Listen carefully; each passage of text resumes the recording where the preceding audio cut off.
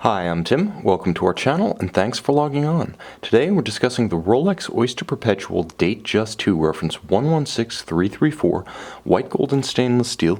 You can see and you can purchase this Rolex Datejust II on our website. Subscribe to our YouTube channel if you enjoy these videos, and please click on the card in the upper right hand corner of the screen at any time during this video.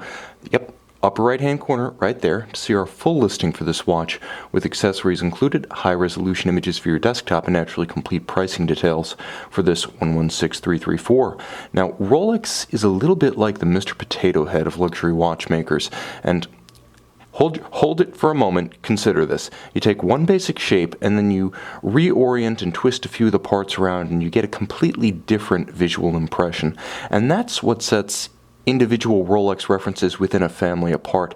This example of the Datejust II maintains the basic dimensions while sporting a distinctly different dial. Now you'll note the watch on my wrist, 6 1/3 inches, 16 centimeters in circumference, is the 41mm Datejust II case size. Now that's across 3 to 9, not inclusive of the crown. It is quite slim considering its wrist real estate. Only 12mm thick with a generously sloped fluted bezel, it slides easily underneath a tight sleeve or formal cuff. Now in terms of the lug to lug, two ways to measure this. There's the actual case lug to case lug dimension, which is 49.5, and then there's the rigid-most outer outcropping, the true horizontal distance across the wrist. When you measure from solid end link to solid end link, now the span is a more substantial 51.5mm. The watch is hefty, substantial, and that goes for the clasp, the bracelet, and the timepiece itself. Now, you could see that this is of the latest generation of Rolex bracelets, which is to say, beautifully made. It features Rolex's signature 904L steel made in-house at Rolex in two different polishes. One is a satin finish, the other is a distinctly high gloss mirrored finish that creates a little bit of distinction between the metals without resorting to two-tone or any kind of textural effect. Very handsome, beautifully made, nice channels between the individual links on the underside so it doesn't pinch or pull skin in any way. It also features a very substantial, fully milled out Rolex clasp, and it does sport the Easylink tool-free adjustment system. You can see that little hollow that's used to take in or take out 5mm instantly without the resort to any kind of jeweler's tool.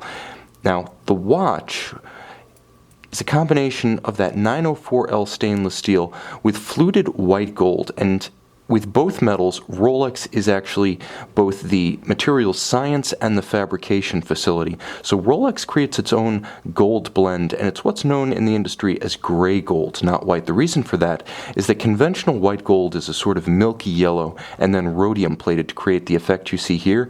Here, however, it's actually a homogeneous alloy. Gray gold looks like white gold, but when scratched, there's simply more white metal underneath. It never needs to be plated, and it does not wear through.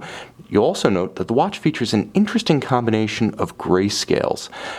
Here's the thing about the watch. When I compare it to a Mr. Potato Head, the bracelet, the case, the bezel, all of that's fairly standardized. It's this dial that sets this particular model apart.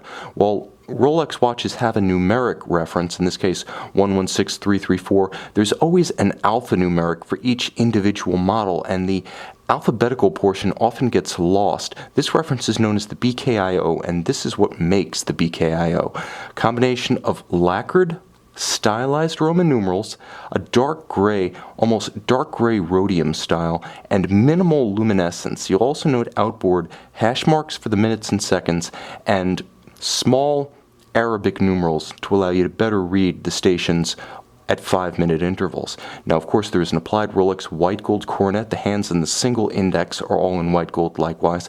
But this watch has a very cool, almost New York kind of persona about it. It doesn't have the exhibitionist flash of two-tone metal. We're going with white gold on steel. It's very reserved, very upscale and sober. This is a timepiece that's best, I would say, described as being in a New York or London paradigm. Cool, upscale, and urbane. Now, inside the case is Rolex's manufacturer caliber 3136, 31 jewels, bidirectional automatic winding. It's protected by a screw-down crown, endowing the watch with 100 meters of water resistance, so this is a sports watch as well as an upscale, urbane companion for the office or dinner.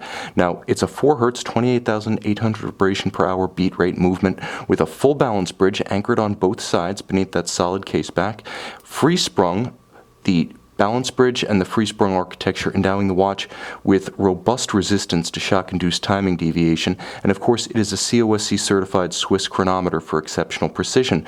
There is a hacking function such that when you unscrew the crown and pull it to extremity, you do stop the balance, allowing synchronization to a reference time, and of course there is a quick set for the date should the watch run down or encounter an irregular length month. Finally, the hairspring, which is of Rolex's proprietary Power Chrome Blue alloy, is a Breguet overcoil, so it isn't subject to the same kind of gravity or positional-induced timing deviations of a conventional flat hairspring. You can see and you can purchase this upscale, cosmopolitan, and subdued Rolex 116334 Datejust II on our website.